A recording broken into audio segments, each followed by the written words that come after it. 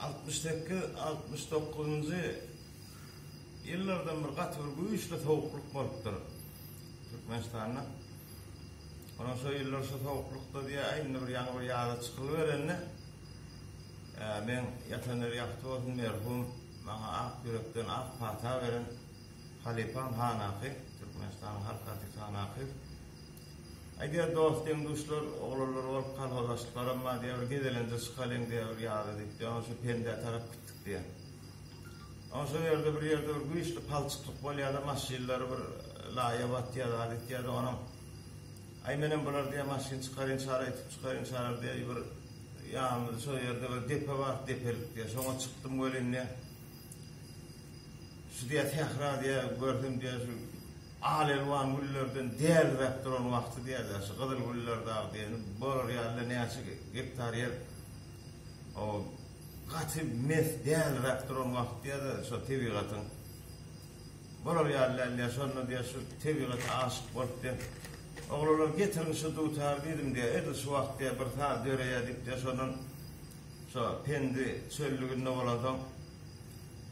Şonu Fakir şu yerde bir tane döreýär. Oňa diýär, alelwan güller ýa pendi mukam diýip çalyberiň diýerdi-de. O men şonu çalyp berin. Ondan soňra ýene bir gürrüňji bar, gulbaba diýişdi o ýerine maýdan. Taýdan soňra bir edilýän iş.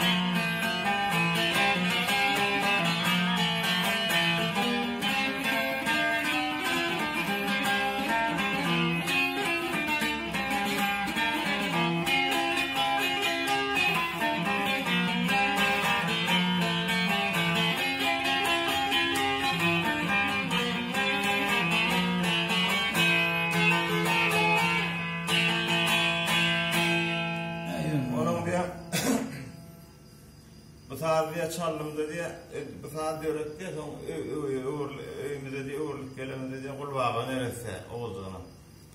Kulbağa neresi çalıp verdim diye, kaka yeni bir gedek çal, kaka yeni bir gedek çal. Ayağım diye, kaka var diye, şun insanına, elini diye çarpın diyedirip olmayamayı diye de çağır verirler. Katiyaran mı olur sevmeliler. Elini diye çarpın diyedirip olmayamayı, ayağından diye. Man ne ademedi termeni taptım diye de onun sonunda şu elini diye çarpın ayın ne var mı kaka diptir de böyle o şey dip şu yatanı yaktı olsun ben kumhan Halipam'da kalan yadıgar saat